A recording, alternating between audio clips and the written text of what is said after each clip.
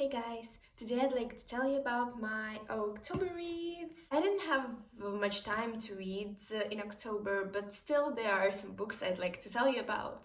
And let's get it started. The first book I've read in October was Still Me by Jojo Moyes. It all starts with the book Me Before You, then After You, and the last one is Still Me. Okay, let's start from the beginning. And the first book, Me Before You, that I read in Russian version like 3 months ago, maybe 4. This is a really good book. Like, I read it in one day and I enjoyed it. And the story is just impossibly interesting. There are a lot of plot twists. So yeah, I really liked it.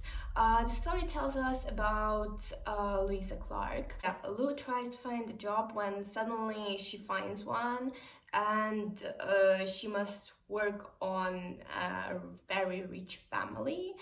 That's when she meets Will Trainer, the man she's working on, and he's a quadriplegic, if I'm pronouncing it correctly, if it's even a word in English.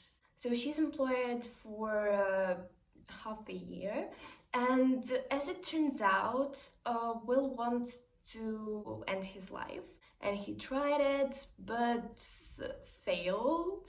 Basically, her mission is to make him live. But at first she doesn't know this, and then she overhears a conversation, and that's when all the fuss starts.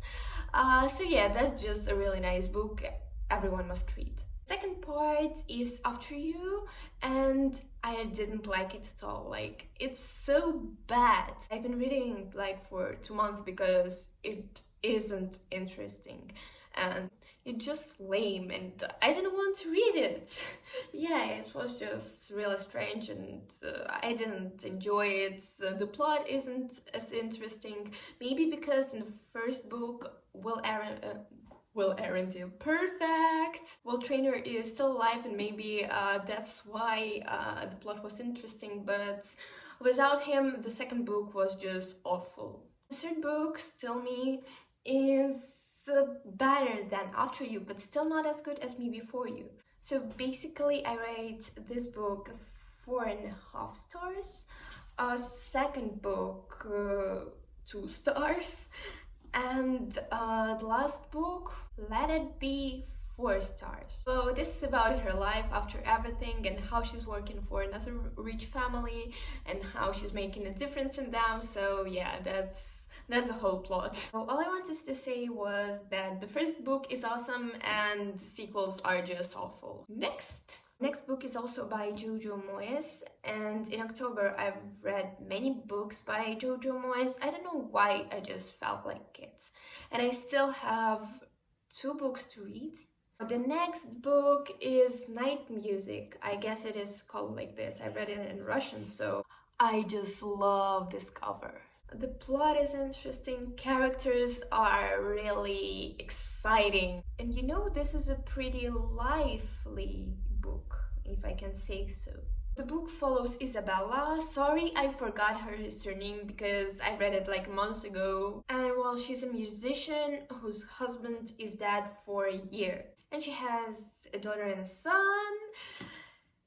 And basically, when her husband was alive, she wasn't doing anything, like, at all. She was just playing her favorite, her favorite instrument.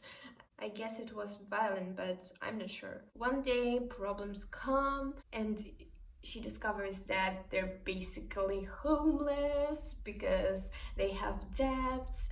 That's why she and her family go to another house that she inherited from a very distant relative of hers, and it's just bad, it falls apart.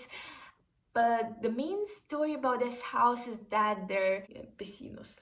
Perfect. Right moment to remember Spanish. But it appears that their neighbors were working for her long-distance relative that died, and he promised to give the house to the neighbors who were looking after him, but he forgot to do it before the death, and Isabella inherited it. Afterwards, the neighbor, I forgot his name, I guess it was Matt.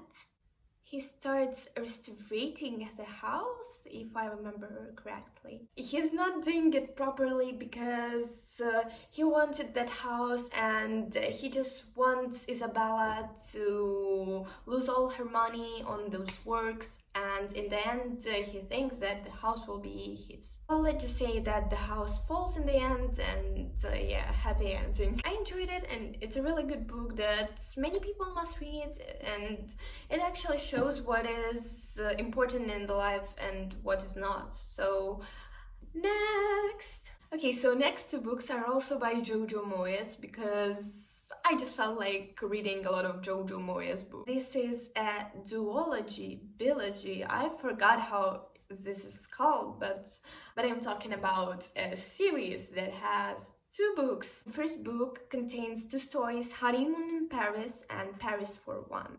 It's really small and still I liked it. A Honeymoon in Paris follows it follows two stories that are like century apart, but basically tells us about two women that have the same problem. They think their husbands don't like them, and it's honeymoon, and just everything goes wrong, and they're thinking about breaking up with them, but there's a happy end, so basically everything's good.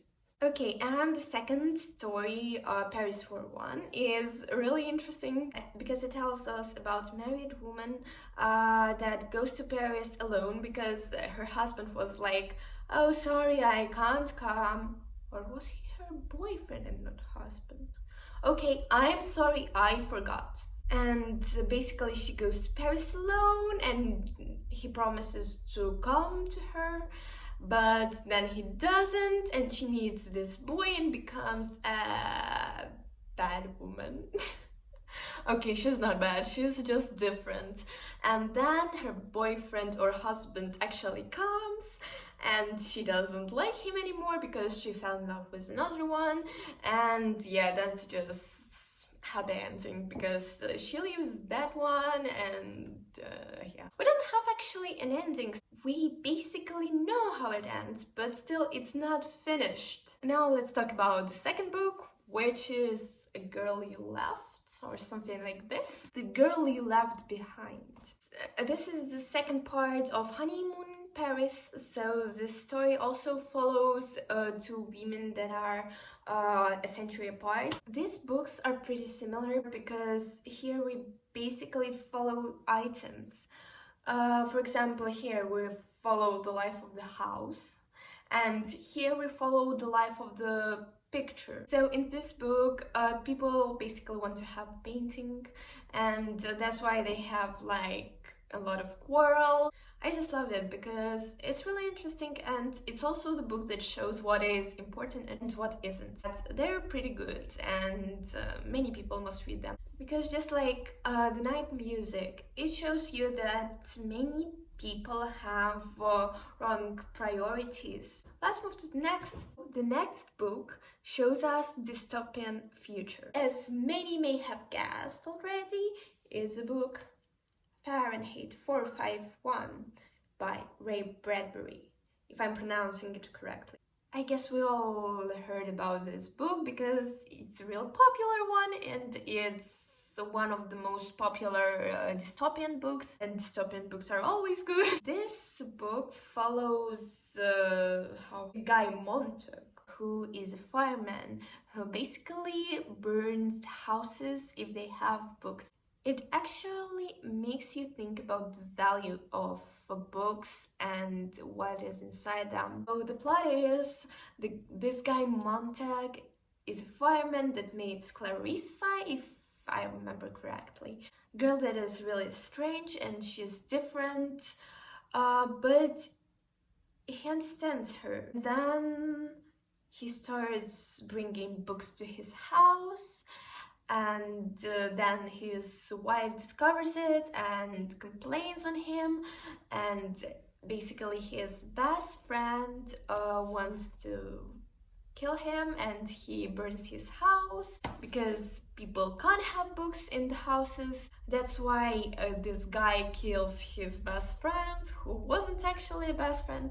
Then he runs away, and then he meets many authors and professors and just smart people.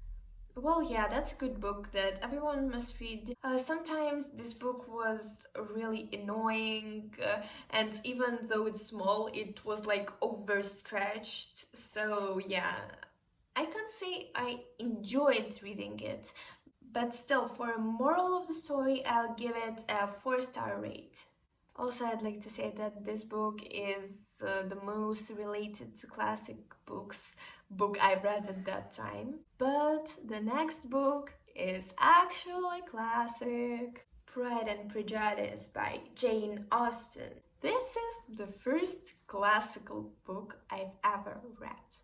I don't know why, but I wasn't really into classical literature, and I was always reading modern books, and that just happened. But then I thought maybe I need to read classics, and that's why I started with Pride and Prejudice. I guess we all know the plot, that at first Elizabeth Bennet, who is the main character of the book, hates a very rich man, Darcy, and in the end they're married. Perfect. This book has 3 volumes in it, and I was really annoyed with the first and a half volume because it was so lame. It was just not interesting at all. I was just sleeping while reading. Every time I started to read this book, I just fell asleep because it's just so annoying. But in the middle of the second volume, Mr. Darcy started to appear in the book a bit more often, and the book became more interesting, and well, yeah, by the end of the book it was pretty good. Do you want to read more books by Jane Austen after I've read Pride and Prejudice? No, definitely. But still, that's just a good book. Next book is written by everyone's favorite author. Okay, maybe not favorite, but everyone likes her. And the book is called Carry On!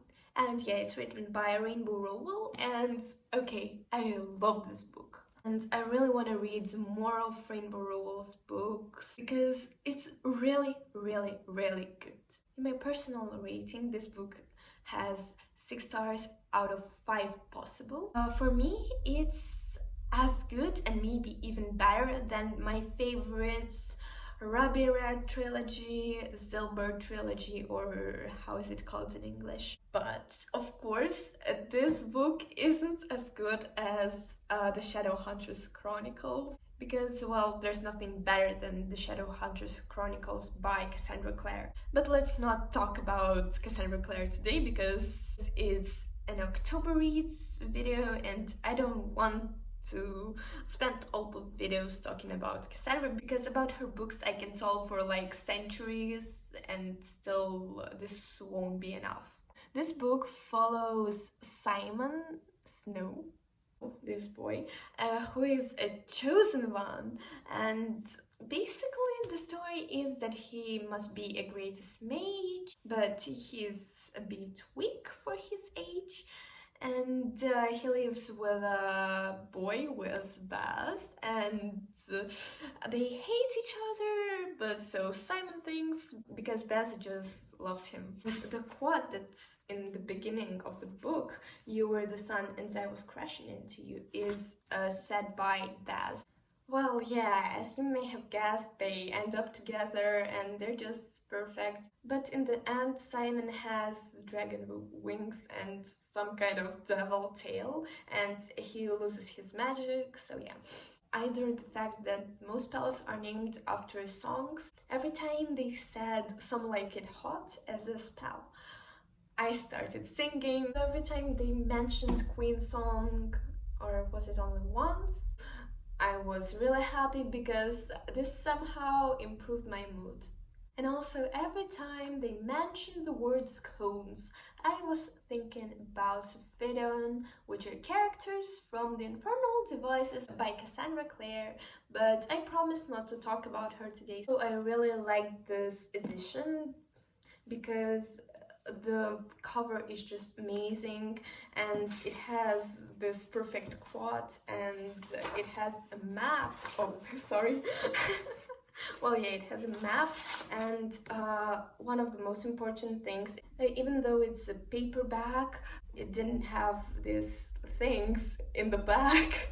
I can open it like this, and still there's nothing going on with the cover, and that's just super good because usually paperback books just have these awful things that I hate. And the last book for today is the book I'm reading now, and I've started it actually in November, but still I wanted to include it here. The book is called The Casual Vacancy by J.K. Rowling, but I'm just starting it, so it's hard for me to tell what is it actually about and if I like it or not.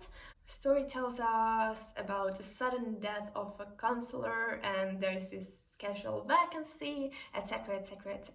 I just finished the first part where the characters are all saying their opinion about this character who died. Some think of him in a good way, some in the bad, just like about all the other people. Well, as I've said before, there will be a fall reads video, and I think there will be a November reads video. So maybe there I'll tell you about this book and my opinion on it. Thank you for watching this video. See you soon. Bye bye.